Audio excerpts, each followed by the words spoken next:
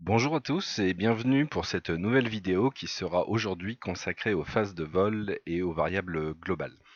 Alors, si vous vous souvenez bien, lors de la deuxième vidéo qui était consacrée aux entrées, je vous avais expliqué que l'ordre dans lequel on définissait les entrées avait une importance puisque OpenTX évalue de haut en bas et c'est la première condition qui est vraie sur laquelle le OpenTX va s'arrêter. Donc là, dans l'exemple ici, si SD est en position, est-ce que SD est en position bas? Non. Est-ce que SD est en position milieu? Oui, c'est vrai. Hop, je m'arrête. Donc mon entrée prend 60% et 30% d'expo.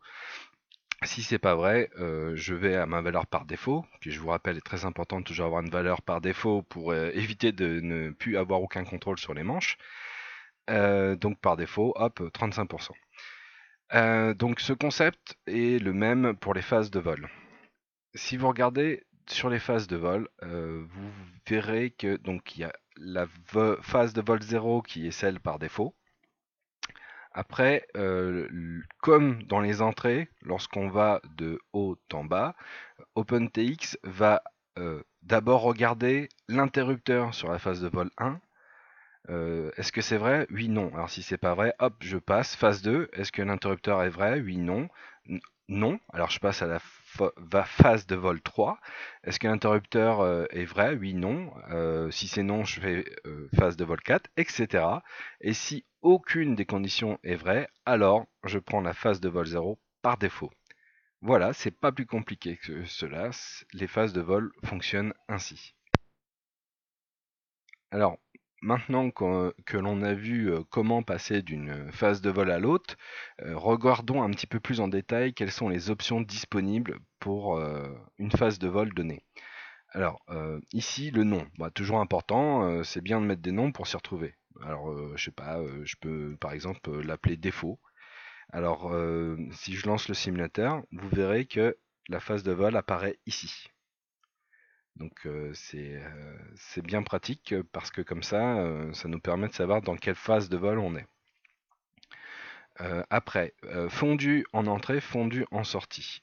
Et ben, si vous passez, typiquement par exemple sur un hélicoptère, si vous passez du mode normal au mode idle up 1 ou idle up 2, lorsqu'on passe d'une phase de vol à l'autre, les courbes de pas, les courbes de moteur vont changer. Alors, ou même sur un planeur, si on passe, je sais pas, d'une phase décollage à une phase gratte ou autre, on n'a pas envie que ça mette un à-coup dans les cerveaux. Et ben, le fondu permet de dire ah, ma valeur dans la phase de vol dans laquelle je rentre n'est pas la même que la valeur. Donc, quand je dis ça, c'est pour toutes les voies, hein, pour toutes les voies, pour tous les mixages. La valeur n'est pas la même que dans la phase de vol que je vais quitter, eh ben, au lieu de faire un à-coup, je peux progressivement passer d'une valeur à l'autre. Et les fondus servent à ça. Donc c'est très sympa parce que ça permet de passer d'une phase de vol à l'autre de façon très souple. Alors on peut définir sur combien de temps va se faire cette transition. Donc là, le fondu en entrée et elle est en seconde. En général, 0,1, 0,2 secondes sont suffisantes. Faut pas que ce soit trop long, parce que bon, quand on passe d'une phase de vol à l'autre, on veut avoir quand même le contrôle. Euh, et c'est pas trop brusque non plus. Moi, ça me paraît 0,2, c'est 0,1, 0,2, c'est bien. Alors, donc le fondu en entrée, c'est lorsqu'on rentre dans la phase de vol. Donc, c'est-à-dire là, par exemple, phase de vol 0 qui est par défaut, on va mettre 0,2 secondes pour faire la transition. Alors je pourrais définir aussi un fondu quand je sors de cette phase de vol. Bon, personnellement, si on règle un fondu en entrée sur chacune des phases de vol, le fondu en sortie n'est pas nécessaire. Tout simplement parce que si on sort d'une phase de vol, on va rentrer dans une autre phase de vol qui elle-même on aura programmé un fondu en entrée. Donc mettre que des fondus en entrée, c'est suffisant. Donc voilà pour les fondus.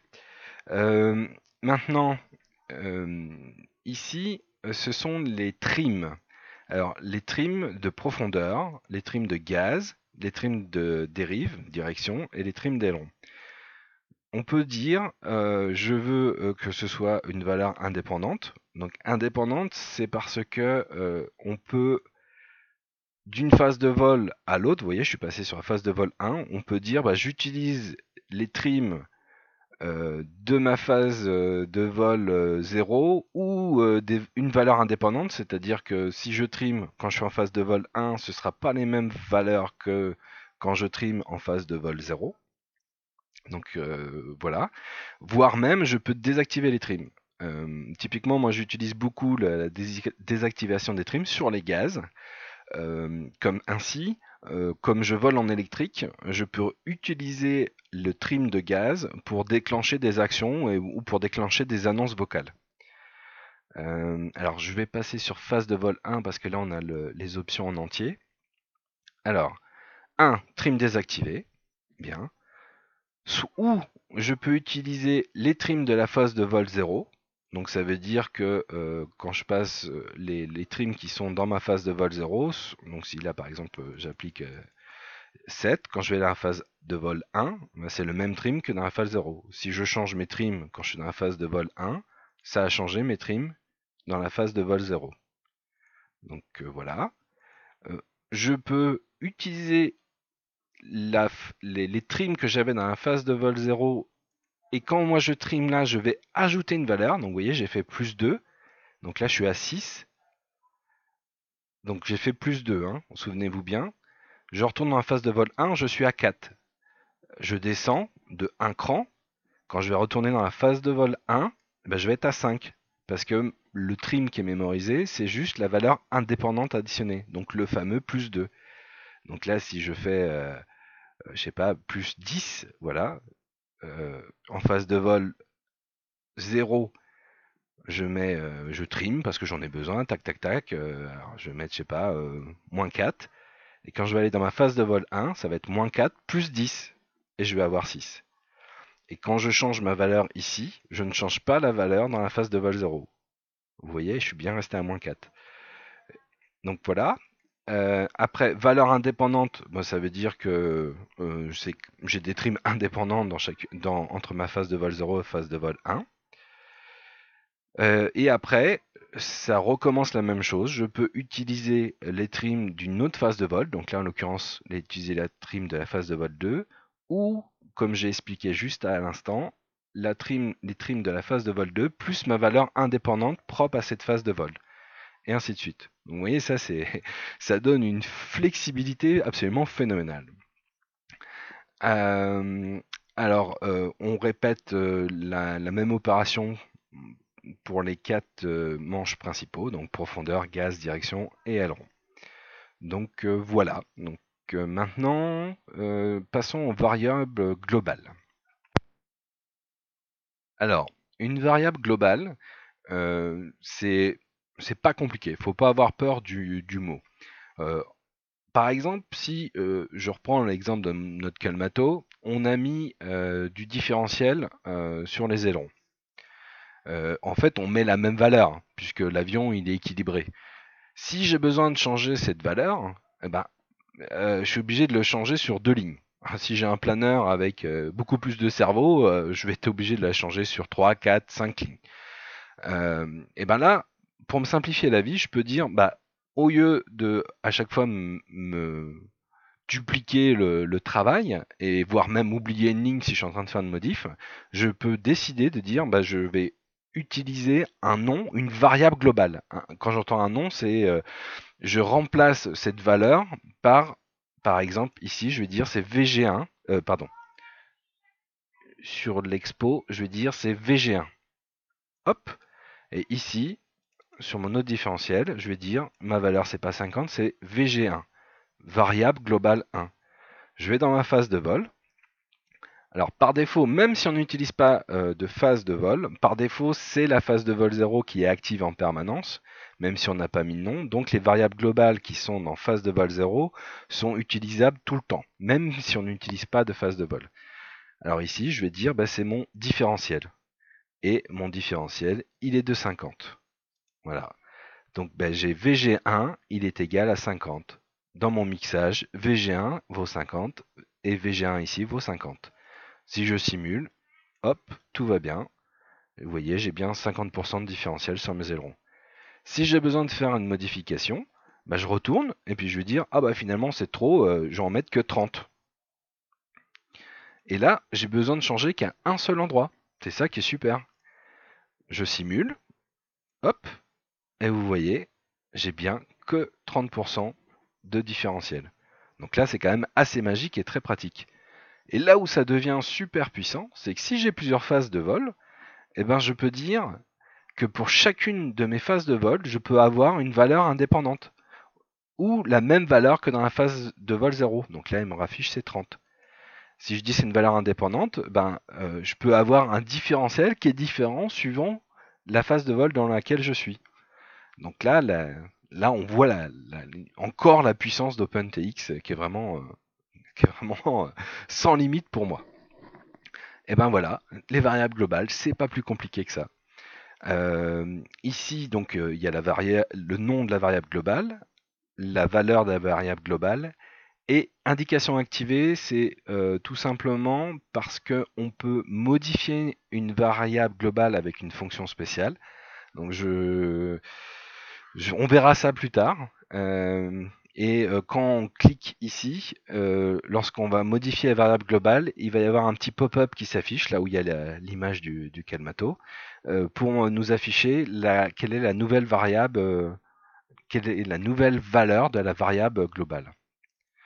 Ouais, je vais quand même vous faire la démonstration vite fait. Donc là, je crée une fonction spéciale qui est toujours active. Je veux donc c'est ajuster variable de global 1.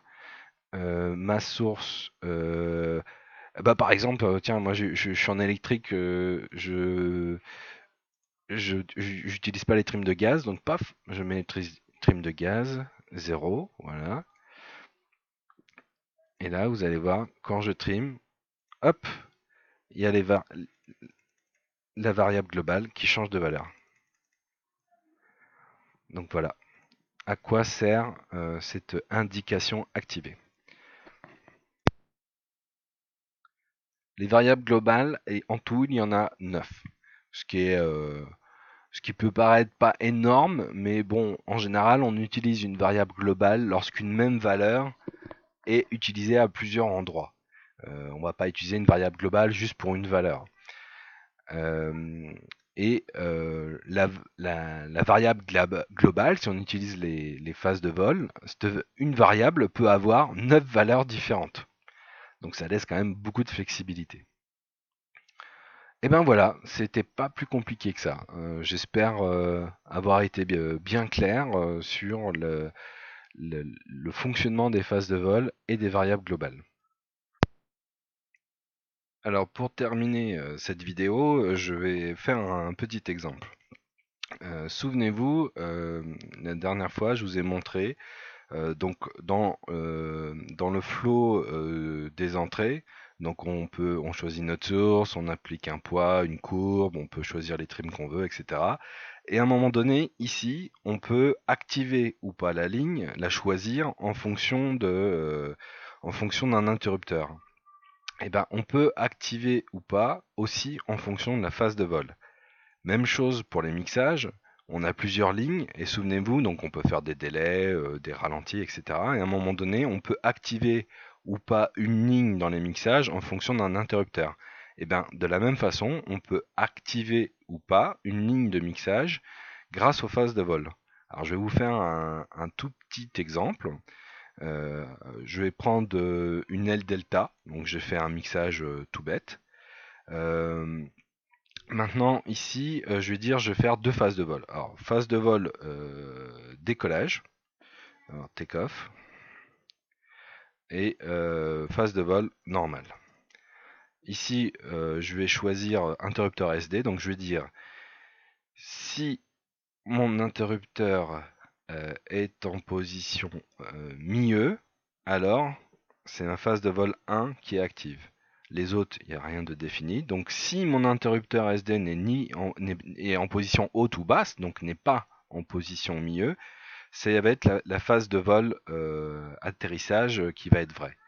Maintenant, si je veux que mon mode normal, ce soit quand mon interrupteur est en position milieu ou en position basse, à ce moment-là, je vais choisir si mon interrupteur n'est pas en position haute, vous voyez le note, là, le point d'exclamation, alors c'est vrai. Donc si mon interrupteur n'est pas en position haute, alors ça c'est vrai. Sinon, c'est celle-là qui est vraie. Donc concrètement, ça veut dire que si mon SD est en position milieu ou en position basse, cet interrupteur est vrai. Alors je vais mettre 0,2 en entrée, 0,2, voilà. Maintenant, je veux par exemple sur la profondeur, je veux que ma phase de ma trim de profondeur soit indépendante. Et voilà, profondeur. Et maintenant, je vais même définir de l'expo, par exemple. Allez hop, expo et donc ratio, allez, pour faire du dual rate. Alors je vais mettre expo. Quand je suis en mode décollage, je veux que mes débattements soient qu'à 50%. Et je veux avoir allez, 15% d'expo. Quand je suis en phase de vol 1, je veux avoir 100% de mes débattements et je veux avoir allez, 40% d'expo. Donc voilà, bon très bien, j'ai défini ça, mais maintenant comment je m'en sers? Eh ben, je vais dans Entrée, et là je vais dire bah, sur mon aileron, bon, je fais l'exemple que pour l'aileron, hein. Sur mon aileron, je vais dire mon ratio, alors mon ratio ça va être euh, ma variable globale 2. Alors ici, je ne l'ai pas dit tout à l'heure, mais on peut avoir soit notre valeur, soit moins notre valeur. Donc par exemple, là, variable globale 2, si je regarde dans les phases de vol, c'est mon ratio, c'est 100%. Pardon, en phase de vol 0, c'est 50%. Si ici, je choisissais moins VG2, bah, ce serait moins 50%. Bon, tout dépend de comment vous utilisez. Maintenant, ici, je veux de l'expo et je vais dire c'est ma variable de global 1. Voilà. Donc ça veut dire que quand je suis en phase de vol 0, je vais avoir 50 et 15% d'expo. Et quand je passe en phase de vol 1, j'aurai 100% et 40% d'expo. Donc voilà, sur mes entrées. Et maintenant, sur mes mixages, bah, quand je suis Alors là, je vais ajouter. Et je veux que ce soit actif uniquement sur phase de vol 0. Hop, j'ajoute. Et ça, c'est sur ma... Je vais mettre du max. Et hop, et je veux rajouter 15. Donc c'est juste pour forcer mon L delta quand je la lance. Genre si c'est une fun jet, c'est un petit peu délicat à lancer. Donc je veux mettre un petit peu à cabrer au moment que je la lance. Hop, 15%. Hop, ah zut. C'était pas ce que je voulais faire. Hop, c'est pas grave. Voilà. Hop, voilà. Ouais, vous voyez, j'ai fait des copier-coller. Donc là, j'ai bien mon fonctionnement del delta.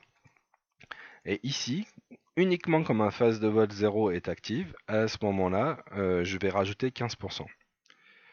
Et voilà, maintenant, simulation. Donc vous voyez, je suis en phase de vol 0, on a bien notre plus 15%, position take-off. Si je passe en position normale, hop, ma ligne de mixage n'est plus vraie, ici. Donc mon interrupteur ici, bon, ce serait la troisième ligne.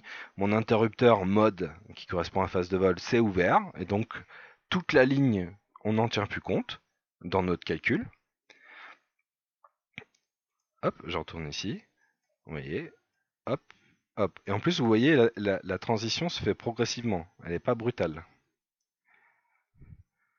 De la même façon, quand je suis au décollage, pardon. Là, j'ai des débattements retenus, des débattements réduits.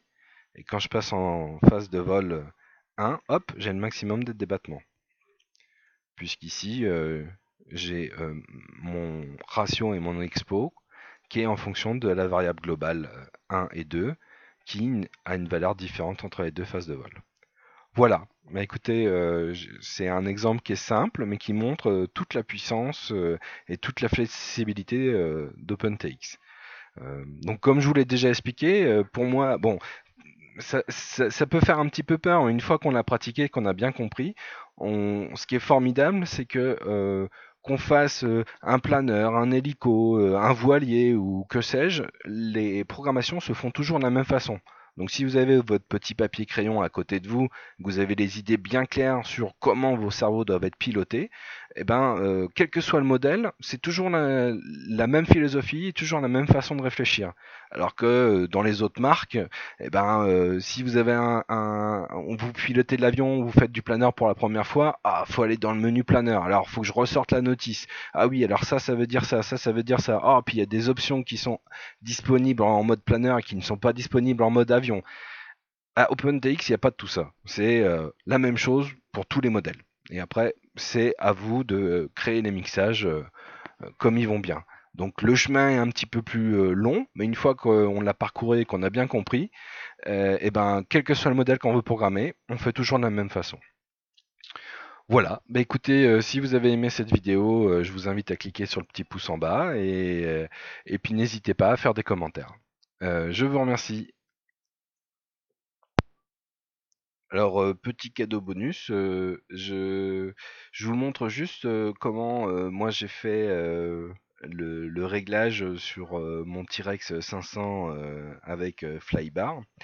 Euh, Alors, dans les mixages, vous voyez, alors j'ai ma courbe de gaz normale, j'ai ma courbe de gaz idle up 1, j'ai ma courbe de pas normale et j'ai ma courbe de pas en idle up 1. Donc ouais, vous pouvez voir, c'est pas très violent pour l'instant, je débute en hélico. Et ben, dans les mixages, c'est tout bête, j'utilise les phases de vol. Et là, je dis, bah, vous voyez, quand je suis en donc, phase de vol normale ou phase de vol idle up 1. Bah, quand je suis en phase de vol normale, c'est ma courbe 1 qui est appliquée sur mes gaz. Quand je suis en phase de vol 2, enfin 1, pardon, phase de vol 0, c'est normal, phase de vol 1, idle up. Donc quand je suis en mode normal, c'est cette courbe qui est utilisée sur mes gaz. Quand je passe en phase de vol, donc vous voyez, seul le 0 est activé. Et sur celle-là, seul le 1 est activé. Donc c'est ça qui est appliqué sur ma courbe de gaz. Et pareil sur ma courbe de cyclique, de pas, pardon.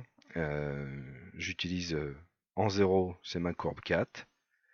Et quand je suis en phase de vol 1, c'est ma courbe 5 qui est appliquée. Voilà un petit exemple très rapide d'une utilisation de phase de vol sur un hélico. Et comme vous pouvez voir, j'ai quand même conservé, par exemple sur mon gyro, conservateur de cap ou pas conservateur de cap. Je ne le fais pas en fonction des phases de vol, mais je le fais en même temps avec un autre interrupteur. Puisqu'avec OpenTX, on peut tout mélanger et faire comme bon nous semble. Voilà, je vous remercie. À bientôt pour une prochaine vidéo.